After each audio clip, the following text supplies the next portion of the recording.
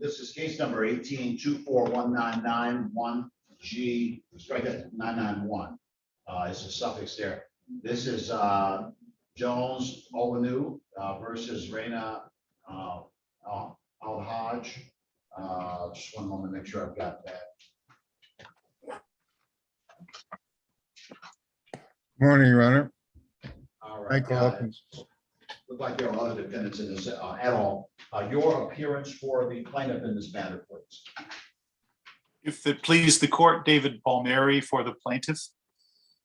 All right, thank you, Mr. Palmieri. Good morning to you, sir. Good morning. For defendant, do I have defense counsel here this morning as well? I'm having trouble hearing you, Your Honor. Your appearance, Mr. Elkins. All right, I know that you are here, Mr. Elkins. Are you able to hear me okay?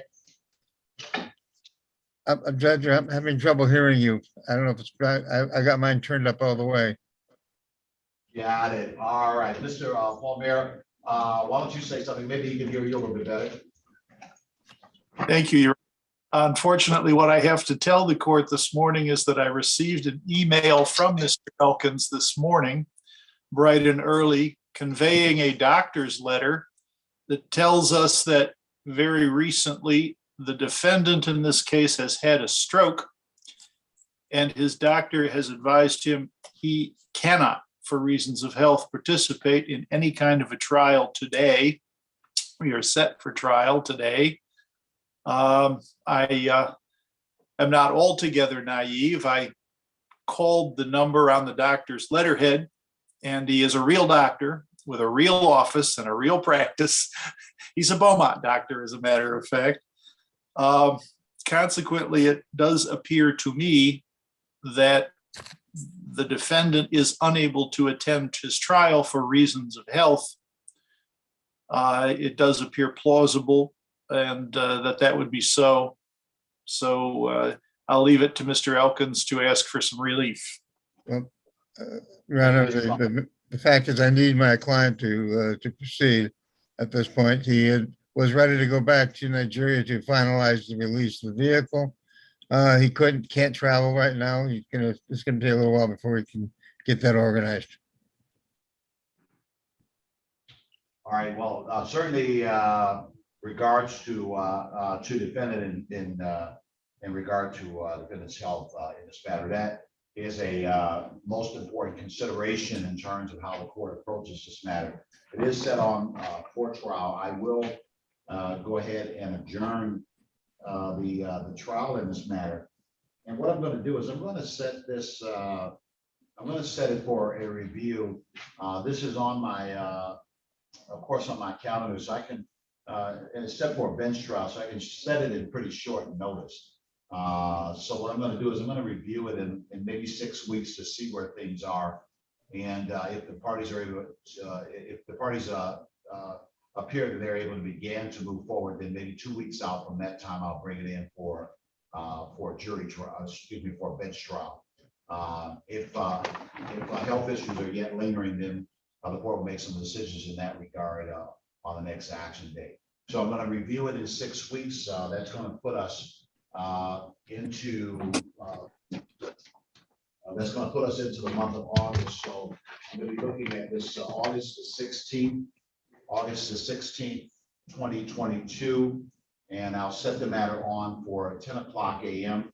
It will be set for a status review on that date, secondary to the health concerns that have been noted to the court, and then the court will be inclined to set a trial if that is the appropriate thing to do on that date. Like I said, I'll set it within a couple of weeks or so. It won't be stretched out or anything, because as I said, this case is on my radar because it's been around for a little while. So August 16th, 10 o'clock a.m. is the next action date regarding this matter. Your Honor, I would appreciate it if Mr. Elkins could file his doctor's letter with the court, so that it becomes a document file. I can email a copy immediately if the court wishes. Which email would you? Yeah, Give me the address. That would be a good thing to do. The court finds good cause for the adjournment. The address where you want to send that email is Latifa, Latifah dot Hunter is the last name, Hunter. Latifah.hunter at 3636th 36districtcourt.org. Thank you. Thank you, counsel. Good day to both of you. I'll see you on the 16th of August. Thank you very much. I'll call him at the.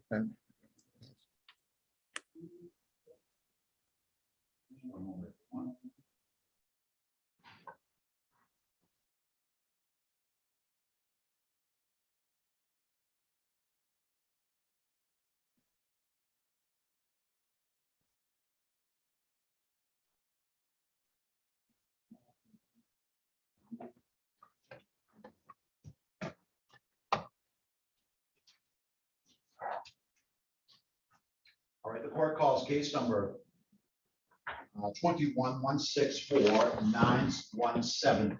This is HS Financial Group LLC versus Ashley Dale. The matter is before the court on a petition to show cause. Your appearance for the plaintiff regarding this matter, please. Daniel Weberman, P76609 on behalf of the plaintiff. All right, thank you, counsel. And I do see where, well, let me find out if defendant Ashley Dale is here. Defendant Ashley Dale, if you're here, say something at this time, please. Yes, I'm here. All right, good morning, Ms. Dale. Good morning. This is regarding a petition order to show cause relative to a judgment that was entered against you, and there was a petition for the subpoena of some documents regarding this matter. And apparently you didn't show up at that previous hearing that was set on May the 24th. So what happened? Why weren't you here at that previous date, ma'am? I didn't know anything about a court hearing. I just got this letter in the mail All right. for this court date. Okay, so there was a previous subpoena that was issued, and it was sent to the address on Robson Street. Is that yet where you reside, ma'am? Yes. All right. Counsel, have you had a chance to speak with Ms. Dale regarding the subpoena that was previously issued in this matter? I have not yet, Your Honor, no. Right, so if it's okay with the parties, I think the appropriate thing to do is to start in a breakout room to see if you might make some traction there. Because the application or the subpoena, Ms. Dale, is designed to gather information from you that the plaintiff is entitled to, because there is a judgment outstanding against you. That judgment is $4,184.03. And so the plaintiff is trying to collect on that judgment, and they have the right to subpoena documents and information and testimony from you to try and find out if there are any assets and how this judgment might get paid off. So I'm going to put you in a breakout room with Mr. Weberman to see if you could work out something maybe to as a way to start paying on this, or some other mechanism to disclose information so that Mr. Weberman will have information to go forward and try and collect on this. So I'm sending you a notification, Ms. Dale, to go to breakout room number 1.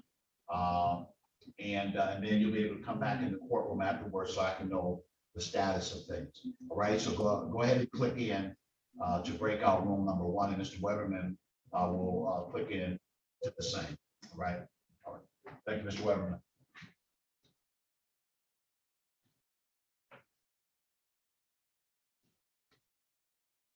The court now calls case number 21-65258. This is One Detroit Credit Union versus Keontae Mason. The matter is before the court regarding the filing of a subpoena in this matter.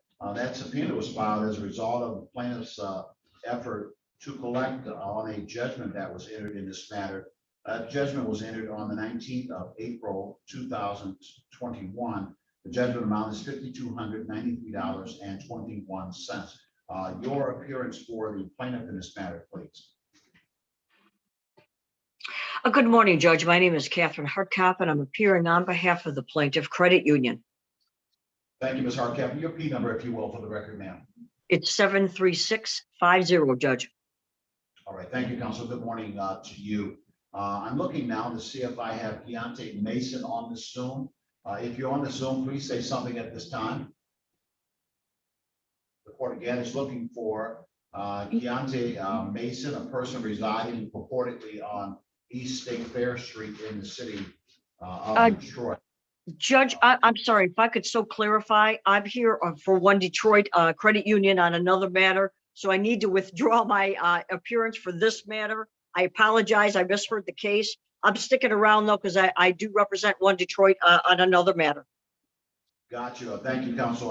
On the subpoena, I have an indication of John Butler, who had the subpoena issued again regarding a judgment that's against Keontae Mason in this matter.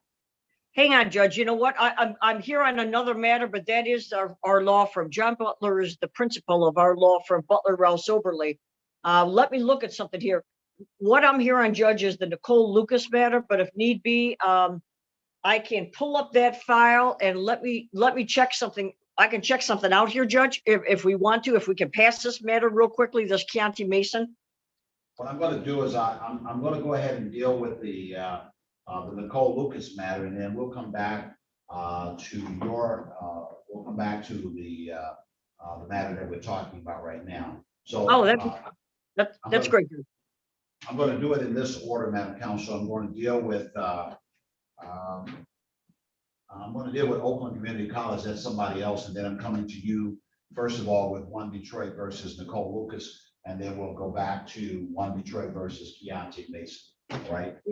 Sounds like a plan. Thank you, Judge. I'll be right back to you, Ms. Lucas. I see you there, ma'am. We'll be coming to your case in just a moment, ma'am. The court now calls case number 19-157158. This is Oakland Community College versus Jacob Hobson. The matter is before the court on the filing of a subpoena. That subpoena is filed secondary to the entry of a judgment in this matter. The judgment amount is $1,198. That judgment was entered on the 18th of July of 2019. Your appearance for the plaintiff in this matter. Yeah, good morning, Your Honor. May it please the court, Keith Cox of Winters and Associates on behalf of the plaintiff P59146. Thank you and good morning to you, Mr. Cox. I'm now looking for Jacob Hobson. Jacob Hobson, if Mr. Hobson is on this Zoom anywhere, sir, please say something at this time. This matter is set on at 9:45 a.m. It is now 10:24. It does not appear that Mr. Hobson has responded to the subpoena that was issued by the court. My file does reflect that a notice of this date went to the defendant on Ellsworth Street in the city of Detroit. That notice was sent out on April 12th, 2022, notifying the defendant of this specific date. Counsel, anything at this time, sir? Well, Judge, we also show personal service of this subpoena on May 16th of 2022 at the same address that the court utilized and that appears on the subpoena. I'm not familiar with the court's processes and procedures with regards to missed dates. As the court set a show cause on this, would that be something the court would be inclined to do on the basis of their non-appearance? Thank you, Mr. Cox. That would be the next step in this regard. The court finds now that the defendant has failed to appear, having received due notice to appear in this matter. The court accordingly will entertain a petition and order for show cause in this matter. And I will set a show cause hearing date in this matter, and you can put that in your application for show cause. And we'll set that date for the 3rd of August, 8/3/22, and that's going to be at 9:45 a.m. So, Counselor, if you get your application for show cause in, the court will go ahead and sign off on it, and that will be the date that the hearing will take place. Okay, very good, Your Honor. Thank you, Counsel. Good day to you. Thank you. You too.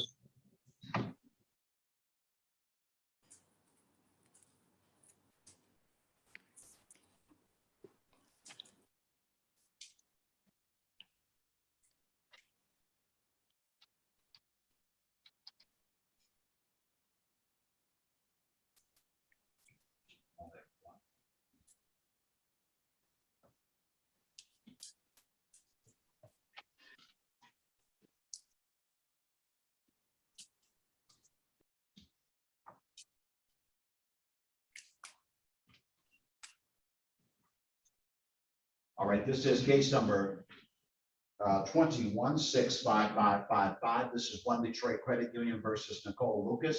The matter is before the court on the filing of a subpoena. That subpoena is filed as a result of a judgment that was entered in this case. That judgment was entered on the 4th of March of 2021. The total judgment amount is $1,441.58. In your appearance, counsel, regarding this matter. Judge, good morning. My name is Catherine Hartkopp, and I'm appearing on behalf of the Plaintiff Credit Union. Thank you, Ms. Hartkopp. And your name for the record at this time, Ms. I see that you're there. Just say your name, if you will, ma'am. Nicole Lucas, and I am the defendant, I guess, a person, plaintiff. Who am I? The plaintiff? Defendant? You're defendant, but this is a subpoena, Okay. so you really responded on the subpoena. But don't worry about all of that stuff. This is a judgment against you, and the plaintiff is attempting to gather information or set up some type of process for payment on this. That's what this case is. Well, they already subpoenaed $967. So I believe that we should be all set. Madam Counsel. So Judge, that was probably pursuant to a state tax garnishment. We're still looking to see what more we can do with regard to the payment, this particular And amount. then I want to know, why is it a $1,400 when the account was only $500? Ms. Lucas, you already said something to me. It's the attorney's time to talk now, then I'll come back to you. You told me that. Okay, Okay, so just hold on a second. You can't interrupt while somebody else is talking. I'll come back to you as soon as I hear from the other side. Just one moment. okay. We're saying? So Judge, this particular case was a 2-count complaint, as the court may recall. It was a loan document and also a checking account that resulted in damages in excess of about $1,300 with interest, including today's date. We're in costs for the subpoena and such, $1,792.58. So that's what we are seeking today. I don't see that we've received that. 792. I don't see that we've received that Hold money. on a second. Hold on a second, Counsel. Ms. Lucas, if you interrupt, that means I'm not gonna listen to you. That's what that means. Now, I already Oh, told no, I'm writing down what she's saying. She said Oh, but you don't- 1,792. I gotta get that number too, but you talking. You talking. If you want to put yourself on mute, you can say whatever you want to say. But if you're not on mute, you're talking, the other person talking, then I got you talking and them talking, and that ain't working right. I'm okay? sorry, I'm epileptic. My mind is slow, so Your it's mind- me.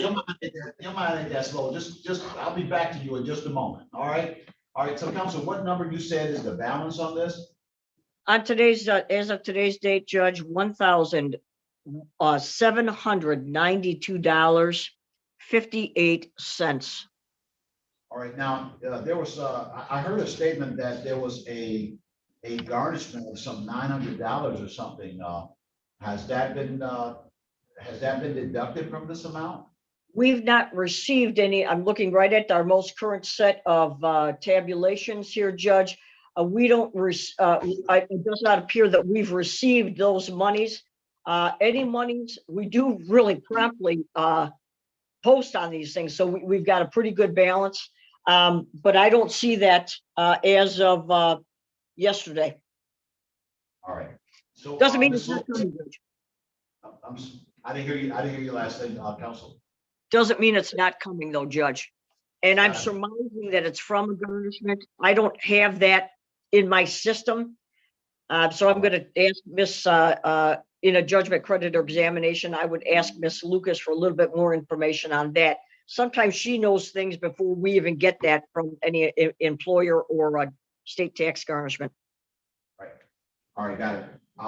So, Ms. Lucas, you indicated that recently there was some money that was taken from you through some garnishment or something. Is that correct, ma'am? Well, yeah, they garnished $967 from the taxes. Okay, how long ago was were you notified of that, ma'am? Uh, they just, Just that recently? money should have been with them. Okay, but answer my question, how long ago did you get that notice? Over a month, I would say Okay. over a month. Or a month ago. All right, so I'm gonna put you in the breakout room with counsel, ma'am. I'm gonna wait till you come back, because I know you have another case, counsel. But I'm gonna go ahead and allow the two of you to talk. This is a subpoena for patient, and they are allowed by law, the plaintiff is allowed by law to require information from you under oath regarding your resources, assets, and certainly the fact that that there is a garnishment against income taxes, that would bode well in terms of paying at least part of what the judgment amount may be. So you'll want to explain that information to counsel as well. And I as want to know why did it go up? She said the first amount she said was 1441.58. And then she just said it went up to 1792.58. All right. So it's going up? I'm confused. Yeah, it certainly can go up. It certainly can go up based upon interest and other charges when there is writs and applications that are filed with the court. That likely has to do with those kind of issues. But you can talk with the other side about those things in the breakout room, and then you're going to come back in the courtroom and see me. So I'm going to put you in a room where you can talk directly with the attorney on the other side, and then you and the attorney will be able to come back into the courtroom. The first thing I need to do just before I send you there, Ms. Lucas, raise your right hand and be sworn at this time. You do solemnly swear or affirm that the statement testimony that you give regarding and touching upon your resources will be the truth, nothing but the truth, so help you God. Oh yes, it's the truth. I don't know why they waited this long to come after this. I no longer work. I'm disabled now. I need a brain surgery now. I'm on Social Security now. They should have been came after me when I was working, when I was employed. Now they waited till I'm unemployed to come after me over some money. No, where was you at when when did I open this account? Years ago? I don't know how all of that happened. I'm sending you. I'm just saying. Now I'm no longer working. All right. No. You see the note? So, it's bad now. Oh well. All right, Ms. Lucas. You see that notification I sent you, Ms. Lucas? Go ahead and click into breakout room number 2. Go ahead, counsel. I've sent you that notification, and I'll call the other case when you come back in.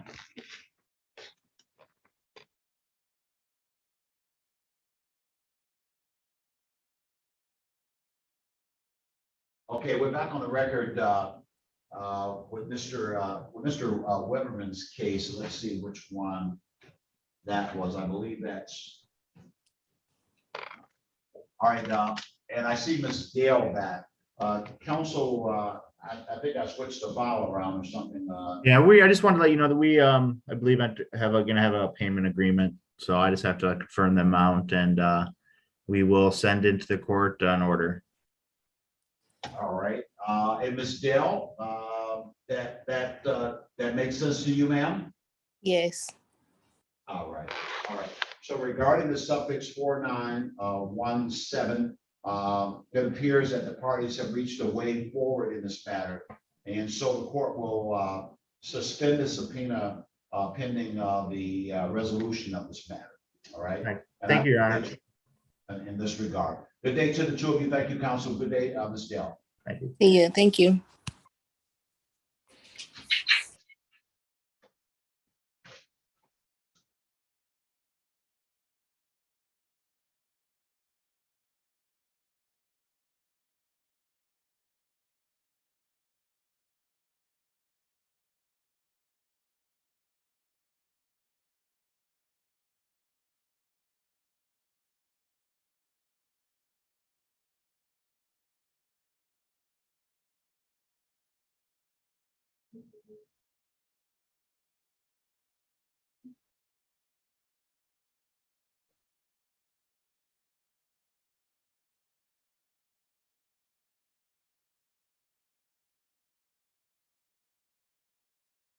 How was your weekend, man? Yeah. Pretty good. Thanks, good. Right. What I do, I went to my girlfriend's uncle house. Okay. And they took out over there. And it's my first time eating. And where do they live at? In what city? Warren. Warren. Warren, Michigan. That was it. Well, it was nice. It was cool. You know, my son surprised me and came home. From Cali. California. Yeah. So we had a really good, I think a really good Father's Day. We were just busy. I had speaking engagements. Probably. It's Father's Day weekend. I probably shouldn't have. Because they had me running around with too much going on. But it was good to have him. He's still here until tomorrow. It's good to have him home, kids around, all this kind of stuff. Do they cook for you? Well, we went out to dinner. No idea what cooking. We was chilling, going to dinner and stuff like that. How about you, Devin?